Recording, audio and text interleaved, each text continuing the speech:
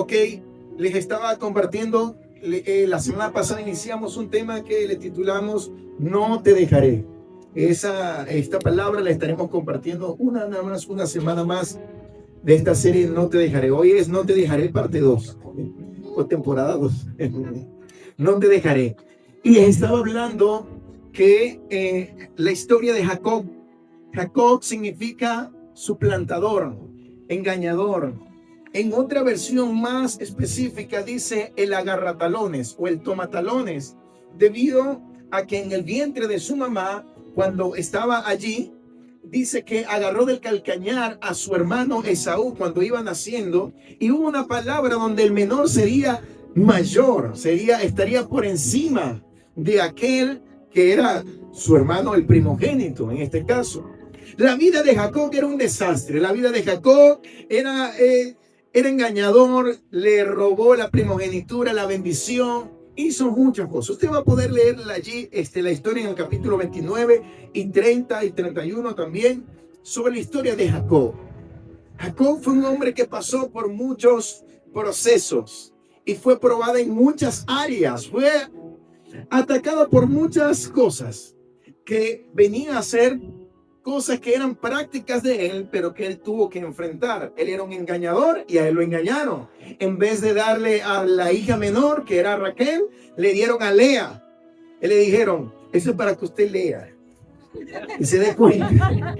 Y el hombre no hizo nada. Eso le diría a mi hermano Ángel un chiste de tío. ¿Ok? Y él comenzó allí, trabajó 7 años por Raquel, fue a Lea, le dieron paz esta semana nupcial, te daremos a Raquel, pero luego trabajará 7 años más, en un total de 14 años. El Señor bendijo en gran manera a Labán por causa de Jacob, porque Jacob tenía la bendición de Dios. Y antes de él llegar a la tierra de Labán y todo esto, había una palabra que resaltó allí de esa promesa, y es que Dios le dijo, no te dejaré hasta que haya acabado contigo, no te dejaré. Y esa es la palabra que usted tiene que tener durante estas semanas, y es que Dios no te va a dejar hasta que acabe contigo. Usted diga conmigo, Dios no me dejará hasta que acabe conmigo. El Señor no me va a dejar. El Señor dio una palabra, he aquí estaré con ustedes todos los días hasta el fin del mundo. Y nos dijo, no los voy a dejar solos, no los voy a dejar huérfanos. Les dejaré al Consolador, les dejaré el Espíritu Santo, el cual les va a guiar a toda verdad. El Señor nos ha dado muchas promesas y nos ha dicho, yo estaré contigo, no te voy a desamparar. Cuando Jesús estaba allí crucificado, ocurrió algo sorprendente. Y una de las 7 palabras que mencionó Jesús en la cruz fue al final, Padre, ¿por qué me has abandonado?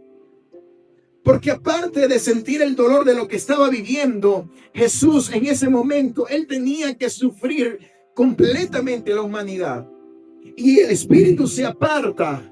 Y él siente cómo el Señor se separa para que él pudiera vivir a plenitud lo que era el esfuerzo y el sacrificio del Cordero inmolado allí en esa cruz. Y por eso él dice estas palabras. Estas palabras no eran cualquiera, representaban el hecho de que Jesús estaba sufriendo en su carne no solamente el dolor de los clavos, de los latigazos, de la sangre y las heridas, sino que estaba sintiendo el dolor de la soledad. Y les decía la semana pasada que hay algo muy importante, que parece ser que la palabra no te dejaré no fuera tan relevante. Pero cuando estamos, como dicen, creo que son los colombianos, en la inmunda, cuando estamos en la cochina inmunda, cuando estamos en lo peor, cuando estamos que nos dejaron nuestros mejores amigos, nuestros familiares, cuando vemos que el líder no nos envía el mensaje, que el pastor no envió la dosis diaria del versículo, y hoy que tanto lo necesitaba, te sientes solo, ahí es donde la palabra de Dios donde dice, no te dejaré, toma mayor valor, porque tú sabes que aun cuando todos te han abandonado, aun cuando el proceso ha sido difícil, los amigos se han desaparecido, ya no hay amigos. Cuando pareciera que ya no hay más nada, ahí donde la voz dice, yo estoy contigo. Yo no te he dejado y no te voy, aleluya, no te voy a dejar hasta que termine de hacer lo que voy a hacer contigo. Amén. ¿Cuántos pueden decir amén a esta palabra? No te voy a dejar, aun cuando te sientas solo, aun cuando estés deprimido, aun cuando sientas demasiada ansiedad, que te pones a correr por toda la calle para ver si se le baja un poco a la ansiedad.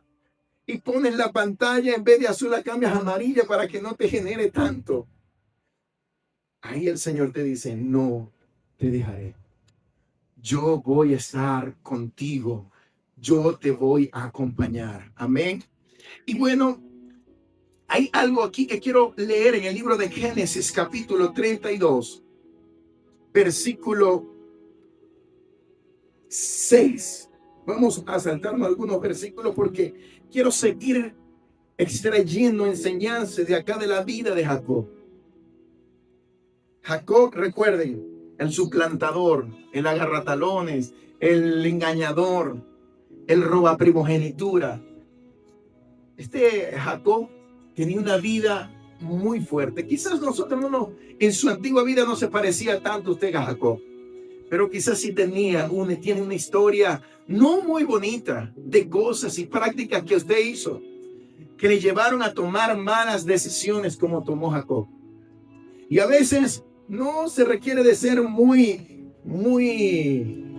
malo o de ser una persona tan compleja para que Dios, para cometer errores y equivocarnos. Eso parece que a la orden del día el tomar malas decisiones. Pero por eso es que el Señor nos dice que Él nos guiará a toda verdad, para que nosotros podamos ser dirigidos por Él a tomar decisiones sabias. ¿Lo tienen? Dice así, y los mensajeros, Génesis 32:6, y los mensajeros volvieron a Jacob diciendo, vinimos a tu hermano Esaú, y él también viene a recibirte, y 400 hombres con él. Entonces Jacob tuvo gran temor y se angustió y distribuyó el pueblo que tenía consigo y las ovejas y las vacas y los camellos en 2 campamentos. Era un hombre estratega y dijo, si viene Esaú contra un campamento y lo ataca, el otro campamento escapará. Y dijo Jacob, Dios de mi padre Abraham y Dios de mi padre Isaac, Jehová, que me dijiste, vuélvete a tu tierra y a tu parentela y yo te haré bien. Menor soy que todas las misericordias y que toda la verdad que has usado para con tu siervo. Pues con mi callado pasé de este Jordán y ahora estoy sobre 2 campamentos, es decir, sobre una vara de pastor. Dice que solamente con una vara de pastor pasó el Jordán y llegó a la tierra de Labán.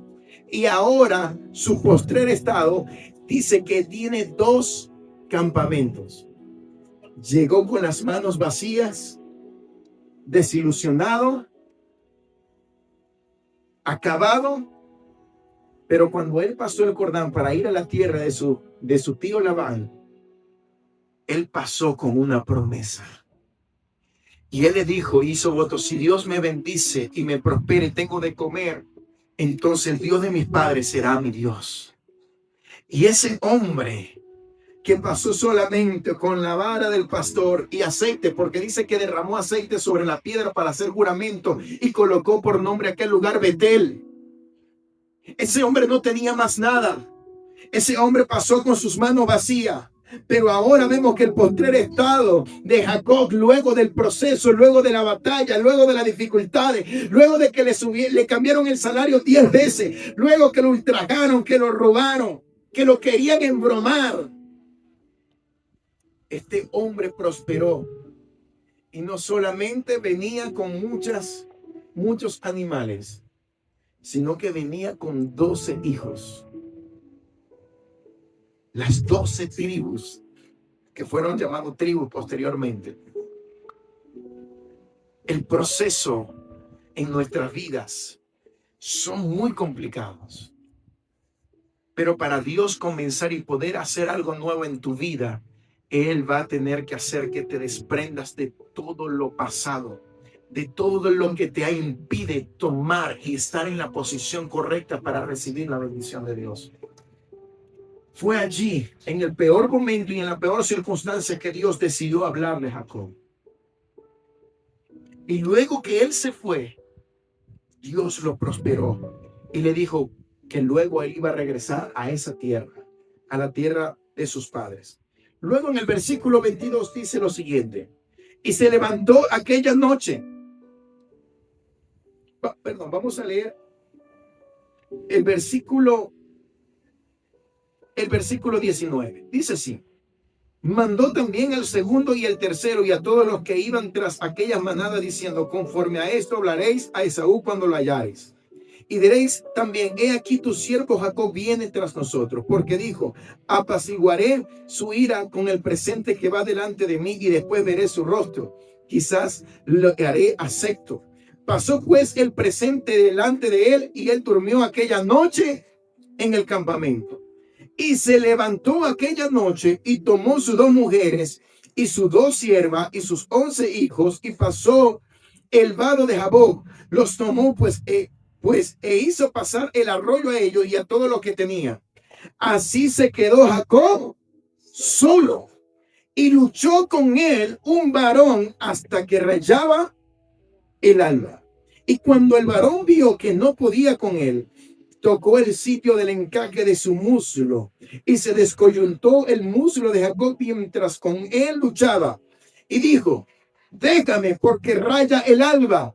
Y Jacob respondió: no te dejaré si no me bendices.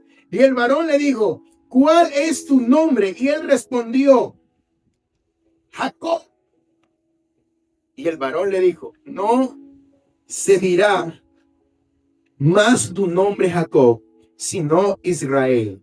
Vamos a leer el significado: porque has luchado con Dios y con los hombres y has vencido. Entonces Jacob le preguntó y dijo: declárame ahora tu nombre. Y el varón respondió: ¿por qué me preguntas por mi nombre? Y lo bendijo allí. Y llamó Jacob el nombre de aquel lugar Peniel, porque dijo: vi a Dios cara a cara, y fue librada mi alma. Y cuando había pasado Peniel, le salió el sol y cojeaba de su cadera. Por esto no comen los hijos de Israel hasta hoy el día del tendón de que se contrajo, el cual está en el encaje del muslo, porque tocó a Jacob este sitio de su muslo en el tendón que se contrajo. Amén. Ay, ay, ay. En esta historia hay unos nombres claves y maravillosos que los usamos y los escuchamos por mucho tiempo, como es Betel, Peniel y el nombre de Israel. Pero aquí hay varias cosas que debemos aprender y extraer el día de hoy, que yo quiero que tú te lleves. Y es que hay etapas y momentos para nosotros recibir nuestra victoria y nuestra bendición, donde estaremos solos, donde no habrá más nadie. Hay momentos que Dios está esperando, donde tú te encuentres solo para poderse manifestar en tu vida, para poderte hablar y para poderte dirigir. Nos está enseñando esta historia que el ruido de la multitud, que el ruido de los que nos rodean, que el ruido de las personas que están de continuo, nuestras actividades, nuestros quehaceres, nuestras costumbres, nuestros deberes, nos alejan de ese momento de presencia, de ese momento de intimidad con el Señor. El Señor esperó que Jacob llevara el campamento hacia un lado y hacia el otro. Lo levantó, se levantó aquella noche. ¿Y qué ocurrió? Aquella noche él movió a sus hijos y los llevó hacia otro lugar. Y dice que se quedó solo. ¿Saben algo? ¿Por qué las personas que sufren de depresión, que sufren de ansiedad, que tienen pensamientos suicidas, llegan los momentos cuando están allí en soledad? porque Satanás conoce que en los momentos de soledad también son los momentos oportunos donde nuestra quietud y nuestro silencio se pone atento y puede escuchar la voz de Dios. Pero Satanás se adelanta a generar ruido para interrumpir lo que Dios pueda hacer en tu vida. Y usted dice, oye, ¿cómo es esto, pastor? Bueno, yo le estoy soltando algo que el Señor me está ministrando. Eso es. El Señor Jesús dice que Él se iba en las mañanas como un tirador de piedra. Se apartaba de la multitud, se apartaba de la gente para poder estar en un estado de intimidad, de soledad con el Señor. Porque te voy a decir algo que tú tienes que hoy llevártelo, porque es una revelación de parte de Dios. Si en tu soledad no está el Espíritu Santo, entonces alguien más va a tomar ese espacio y no te va a ministrar lo que el Espíritu Santo te ministra, sino que te va a ministrar lo que Él ministra. Y si algo espiritual que no es Dios no está en ese lugar, es un espíritu inmundo que va a operar para dañar, socavar tu mente, tu pensamiento, hasta destruirte y acabarte. Aleluya. Yo no sé hasta dónde lo estás entendiendo y lo estás recibiendo en esta noche.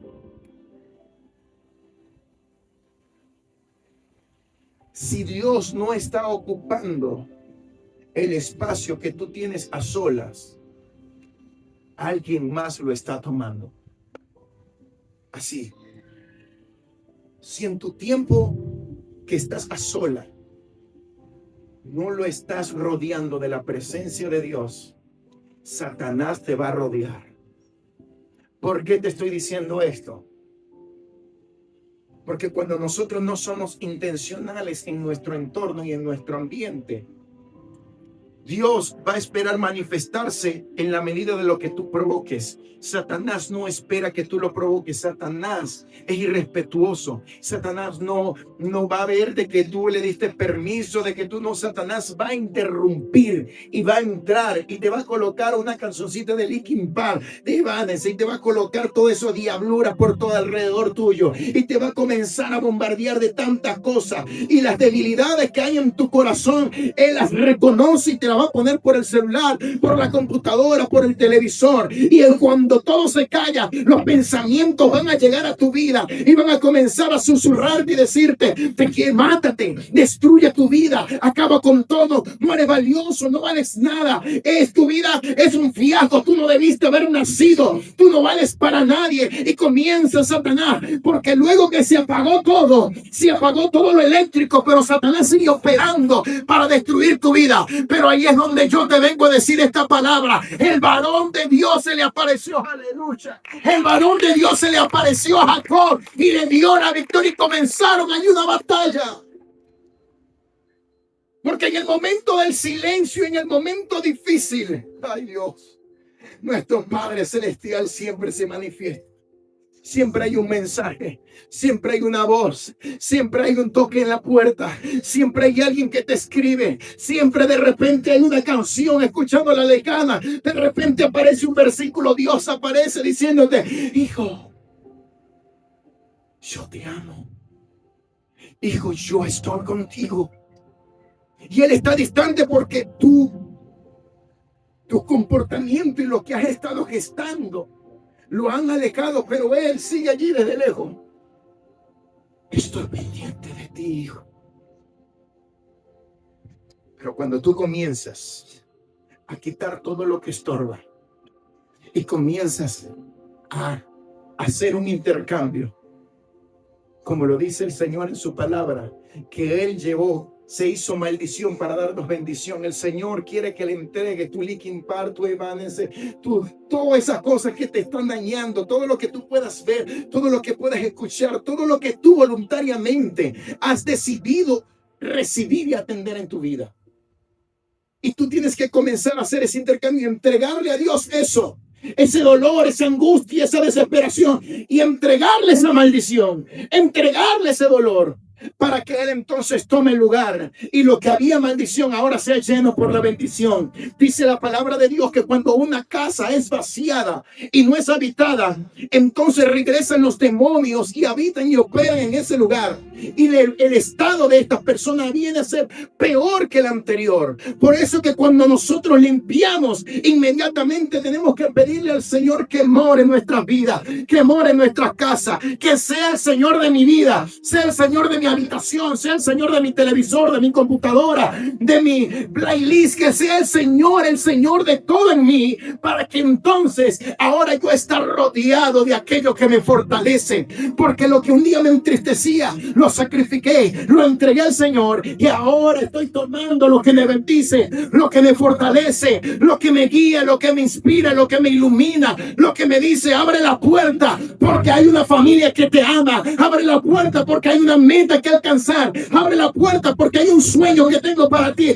abre la puerta porque hay multitudes que están esperando tu testimonio para yo salvarlo, abre la puerta porque tengo algo grande para ti. Aleluya. Gracias, Padre. Oh Santo. Y es allí donde las cosas comienzan a ser diferentes. Te das cuenta que el Señor no te deja. Él sigue allí llamándote.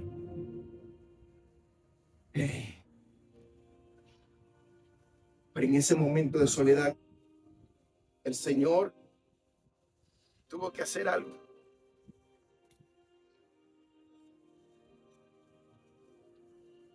Dice que allí que él comenzó a luchar con Dios.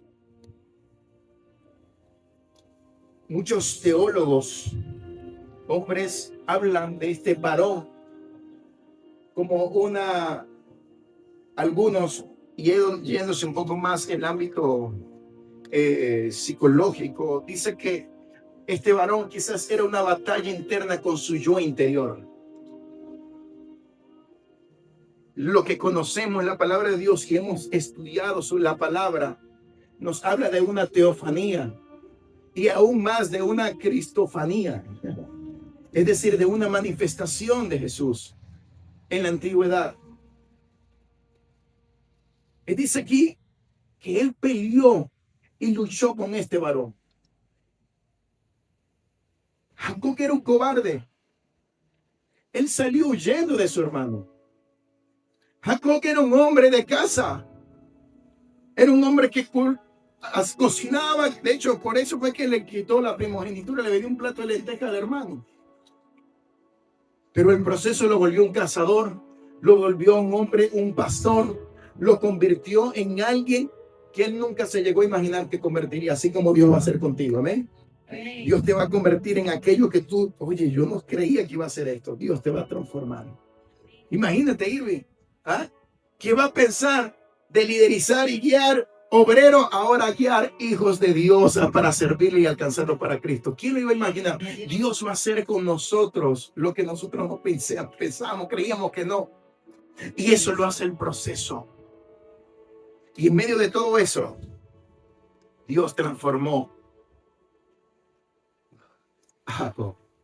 Pero Jacob no estaba listo.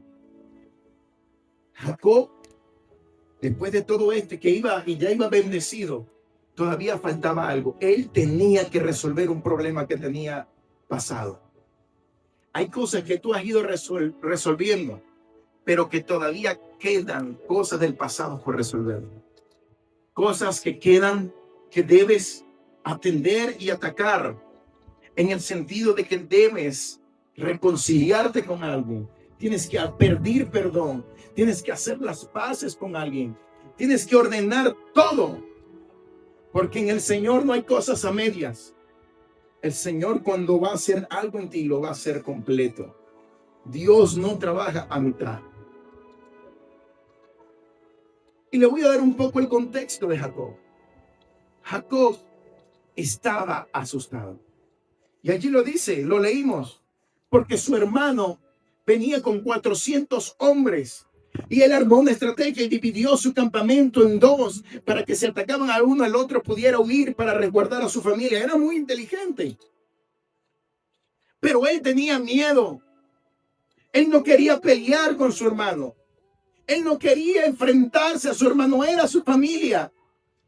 Él se estaba le tocaba enfrentarse con aquella mala decisión que tomó en el pasado, con la consecuencia. Es decir, que Jacob tenía que toparse con su propia vida, con sus acciones. Y él estaba asustado, porque 20 años atrás, Esaú le dijo: cuando mi madre y mi padre ya no estén, iré y te mataré. ¿Cuánta gente ha declarado cosas sobre tu vida? ¿Cuánta gente te ha dicho algo que te va a acabar, que te va a destruir, que va a arruinar todo? A mí hace años, en el 2019, me dijeron esas palabras. Y les voy a contar. En el 2018, mi esposa estaba embarazada. Yo estaba al frente de mi ECAC. Tenía pocos meses de haber aceptado ese cargo. Creo que era mi primer año o el segundo año. Estamos full trabajo. El Señor nos había bendecido con un galpón. El galpón era del tamaño de esta cancha. Esa fue la quinta iglesia que fundamos, pero en esa nos quedamos mi esposa y yo a pastorear. En ese momento, el Señor estaba abriendo puertas. Estaba formando músicos. Congregando en 3 años, teníamos 150 personas en la iglesia. Los jóvenes, yo caminaba por la calle y yo me decía: así se habrá sentido Jesucristo. Ahí está el pastor, el monjoso ese, decían así, porque si ahorita me veo joven, imagínese más joven, ya adolescente. Ay, el mocoso ese es tu pastor, le decían así a los hermanos. Pero ese mocoso era de bendición en ese lugar y la gente nos quería. Decidimos: vamos a levantar la fachada, y nos lanzamos un reto, levantar la fachada. Me metí en un problema de 3 saquitos de cemento. Pero en ese momento, 3 saquitos de cemento no es nada. Pero en ese momento tuvimos que vender a Yaca para pagar esos 3 sacos de cemento. Dios mío, qué horrible. Eso sí estaba difícil. Así que dele gloria a Dios si estaba frisando usted. Resulta ser que con la persona que estaba trabajando no le gustaba lo que estábamos haciendo. Y tenía más de 1 año sin visitarnos en la iglesia. Yo no sé si esto después lo vamos a tener que editar ahí, porque no quiero que después, estás hablando mío. Lo cierto es que luego de nosotros hacer todo eso, nos tocaban vacaciones a mi esposa y a mí, porque los pastores también descansaban. Pero yo no quería, porque ya yo me había enterado de todo lo que estaba pasando. Y era que de una manera nos querían quitar la iglesia. Y yo sé que quizás esto, si usted es nuevo, le va a chocar y va a decir: ¿cómo es posible? Yo quiero que usted lo tome de la mejor manera y de enseñanza. No se vaya por el malo. Es que los evangélicos son así. Si yo sabía, y no vuelve a la iglesia o no viene más. No, estoy enseñando, le estoy formando. Porque si usted hace eso, va a actuar como los otros. Yo quiero que por lo menos en eso usted pueda tomar ese ejemplo de mi vida. Y usted se ha formado de la mejor manera. Y es que, pasado a la final, porque se puso muy candente la cuestión en la reunión, dije: está bien, vamos a aceptar las oraciones. Esos días mi esposa cantó. Yo le dije a mi esposa, le dije: María, canta hoy, haz lo que vas a hacer, porque hasta hoy estamos aquí. ¿Cómo se ve? Es lo que siento de Dios. Nos fuimos, nos dijeron que como la niña iba a nacer en diciembre, que íbamos a tener el pre-GEPO y el no sé cuánto. Yo sabía que era lo que venía. Nos dieron 30 días de vacaciones, días libres. Mi hija nace el 13 de diciembre. Estamos solo en casa. Algunos hermanos fueron. En enero no pude presentar a mi hija esos días. Estaba tan fuerte la cosa que mi tío, el pastor que predicó el otro día, lo invitamos, le pedí: tío, quiero que presente, yo quiero que usted sea quien presente a mi hija. Y le prestaron una iglesia, un templo, para presentar a mi hija. A los 2 días, eso fue el 16 de enero, Después les cuento otras historias dentro de esas historias. Me llegan y me dicen, pastor, me dijeron que te dijeran, se molestaron, que te iban a destruir, que iban a acabar con tu ministerio y que tú no ibas a seguir más adelante en el cargo que tienes. Yo se cree Dios. Me dolió, obviamente, pero yo así. Hechos de PG se fueron todos y que estaba yo. O sea, que uno se pone guapo seguro para que la gente no sufra como uno. Y lo que Dios ha hecho en mi vida y en la vida de mi familia no era lo que ese hombre dijo y declaró, sino que Dios transformó. Y mi respuesta, luego cuando hablé con esta persona, le dijo, esa visión es maravillosa. Y le pido a Dios en lo más profundo de mi corazón que logres alcanzar el cumplimiento de esa visión por la cual trabajé muchos años, por la cual me esforcé. Y deseo que Dios bendiga tu ministerio y prospere tu ministerio.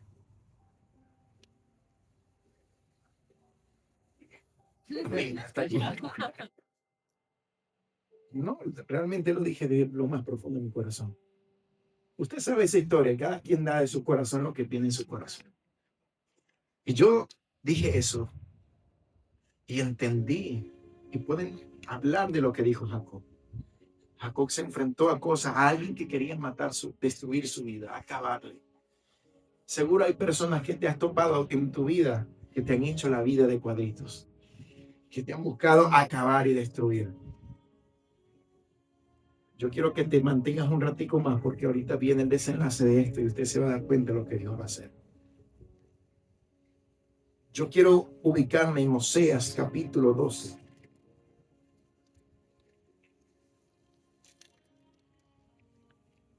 Jacob estaba asustado. Jacob tenía miedo. Jacob quería una bendición. Dios lo bendijo. Y él estaba peleando aquí con el ángel. Le dijo, no te dejaré hasta que me bendigas. ¿Usted qué cree que era la bendición que quería Jacob? Ya tenía ganado, ya tenía su familia. Jacob lo que quería era que poder salir victorioso del enfrentamiento con su hermano. No quería, estaba asustado, quería que Dios lo ayudara en ese momento, en esa pelea. Y él le dijo, no te voy a dejar hasta que me bendigas. Y aquí, escuche, aquí hay una muestra de lo que ocurrió en ese momento. Dice, en el seno materno, versículo 3, en el seno materno tomó por el calcañar a su hermano, Jacob. Y dice, y con su poder venció al ángel. Venció al ángel y prevaleció. ¿Están conmigo allí en la lectura? Y dice, lloró y le rogó. ¿En dónde? En Betel. Le halló y allí habló con nosotros. Si nos vamos a la historia que estábamos leyendo, dice que no te dejaré si me bendices. Y se ve como que normal. Ah, oye, estaba ahí peleando. Pero aquí, o sea, nos está dando un detalle más. Dice que lloró y le rogó.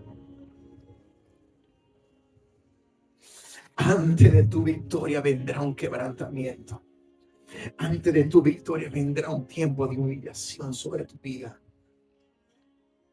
Porque Dios dice que Él no te va a dejar hasta que termine contigo. El Señor estaba bendiciendo a Jacob, le dio muchas riquezas, pero el Señor todavía no había trabajado con Jacob. El Señor todavía no ha terminado de trabajar contigo. Y dice que él lloró y le rogó. Porque él tenía miedo, él tenía dolor. Que estaba, ¿qué representa esto? Esto representa que Jacob rindió todo. Su altivez, su ego, todo lo dejó a un lado. todo lo que él creía, su fortaleza, su fuerza, él entendía que si había una forma de salir victorioso, es dejando a un lado sus tonterías y comenzar a rogar a aquel que podía hacerlo. Y esto nos confirma de que era Dios el que estaba allí, porque si fuera sido un ángel le fuera dicho: levántate, no te es permitido adorarme. Pero como él se postró y él estaba allí, nos da la revelación de que era Dios el que estaba allí. Y él le rogó y le dijo, le lloró. Por eso es que en el momento de tu quebranto, en el momento difícil, en el momento de la soledad, el Señor aguanta hasta lo último, porque Él desea ver si tú quiebras tu mal carácter, si tú quiebras tu ego, si tú quiebras todo, si te humillas ante el Señor. Porque es allí cuando eres humillado que eres transformado. Porque tu voluntad la has vuelto nada con tal de hacer la voluntad del Padre. Lo que pasa es que eso es otro nivel. Eso es para aquellos que Dios tiene y están entendidos de que hay algo grande de Dios. La humillación y el quebranto es lo que produce Dios en la vida del creyente. La bendición de Dios no se puede tomar a la fuerza. Bendíceme, Dios, ayúdame. ¿Hasta cuándo? Si te sirvo, si predico, si voy para la esquina y predico, si canto, si hago aquello y lo otro. La bendición de Dios no se toma a la fuerza. La bendición de Dios se toma humillándonos y quebrantándonos delante de Él, rogando por su presencia, reconociendo su señorío y que Él es soberano y que Él puede hacer con nosotros lo que Él quiera. Si tú entiendes esto, tú vas a caminar entonces bajo una bendición mayor. ¿Sabe qué nos revela esto? El proceso y todo lo que nosotros vivimos va a desarrollar en nosotros una fe auténtica. Y la fe auténtica es producto de la perseverancia en la presencia de Dios. No te dejaré hasta que me bendigas. No te voy a soltar hasta que me bendigas. Era la fe y la convicción, pero él perseveraba aun cuando sabía que él estaba haciendo algo heroico al contener al Señor. Pero él se mantuvo y le dijo, perseveró allí. En medio de todo esto, tu fe es llevada a una autenticidad, es llevada a un nivel mayor porque te lleva a una perseverancia, a esperar y a confiar en Él. Y de que no nos vamos a mover hasta que veamos la bendición de Dios sobre nosotros.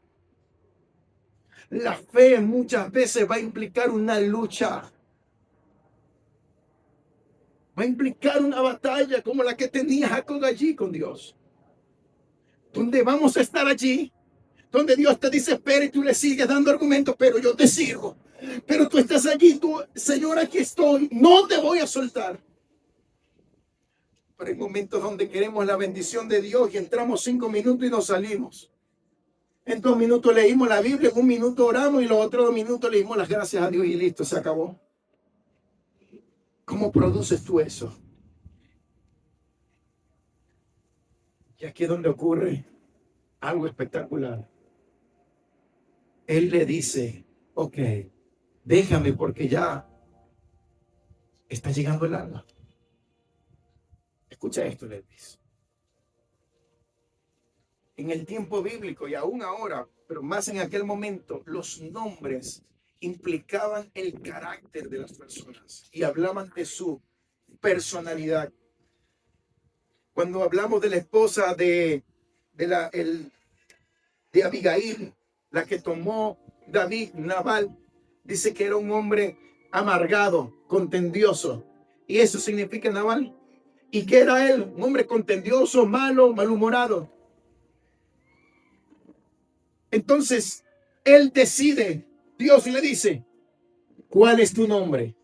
Mi pregunta es, ¿sabía o no sabía Dios qué era el nombre? ¿Cuál era el nombre de Jacob? Jacob, te llamarás Jacob. Para que él rebobinara y entendiera, mi nombre es suplantador. mi nombre es engañador. Y ahí lloró amargamente, porque él ya estaba dándose cuenta de que lo había cometido en su vida, pero que no era el deseo que él tenía allí en su corazón. Y lloró, mi nombre es Jacob. ¿Y qué le dice allí él? Dios, pues no te nombrarán así, mencionarán más así. Ahora tu nombre será Israel, porque has peleado con Dios y con los hombres y has salido vencedor. La bendición, él tenía miedo de si iba a poder vencer con su hermano o no. Y el nombre que le dio representaba la bendición que él quería, porque le dijo, vencerás, eres un vencedor. Porque ahora ese peleaste con Dios no significa de que te enfrentaste a Dios. Ahora es que peleas con Dios. Ahora Dios está de tu lado. Ahora Dios va contigo en lo que tú haces. Ahora lo que te toca enfrentar con los hombres vas a vencer. Y lo que te toca llevar, dice que luego de todo esto, más adelante, él se fue a tomar el encuentro con Esaú. Pero cuando él vio el rostro de Esaú, dice la palabra allí, que el rostro era un semblante de alguien que no le quería hacer daño. Y corrieron y se abrazaron. Porque cuando Dios te da la bendición, cuando Dios transforma, lo que tú creías que iba a salir mal, termina transformándose en victoria, en bendición, en reconciliación, en transformación. Oye, esta palabra de Dios sobre tu vida, el Señor cambiará tu nombre. Y no te lo estoy diciendo literal, te estoy diciendo que vendrá el tiempo de transformación para que tu victoria sea obtenida y lo que un día parecía algo dañino y algo malo sobre ti se va a transformar en una victoria sobre tu casa. Y estando allí, ¿sabes qué ocurrió? Que le dice, ok,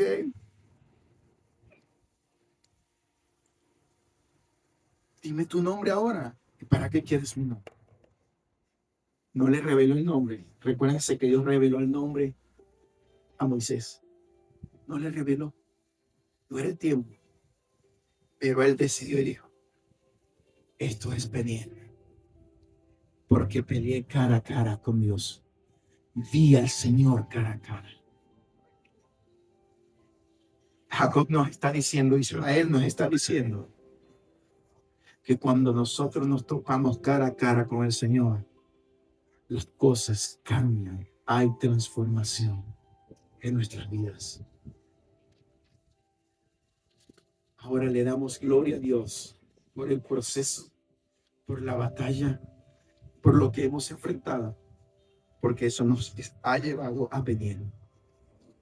Nos ha llevado a ver cara a cara al Señor. Jacob no dudó más. ¿Y sabe qué ocurrió? Eso es de película, épico. Porque luego que él va, yo quiero que se imaginen, yo voy a coquear un poco porque él es deslocado. Imagínense Jacob caminando y allá está saliendo el sol como nace aquí en Barquisimeto por aquel lado. Y apenas está saliendo el sol y la cámara de allá enfocando los pasos de Jacob, cojeando, viendo el nuevo amanecer que representaba la nueva vida que Dios trajo. Y ahora no sobre Jacob, sobre Israel. Verás un nuevo amanecer. Verás un nuevo levantamiento. Verás cómo Dios transformará esa noche oscura de batalla, de soledad. El Señor la va a transformar en un nuevo amanecer, donde la victoria vendrá sobre tu casa, donde la victoria vendrá sobre tus hijos. El temor a asesinato y a muerte que venía sobre el campamento ya no habrá. Tu familia estará segura, tus animales, tu empresa estará segura, pero estará segura porque ahora eres Israel, porque ahora peleas con Dios, porque ahora Dios te ha hecho vencedor, te ha hecho victorioso. Y aunque la noche fue triste, fue dolorosa, el amanecer vendrá sobre tu vida, porque Dios dijo algo, aleluya, no te dejaré hasta que acabe contigo, aleluya. Yo quiero que usted se ponga de pie en esta noche y adoremos al Señor.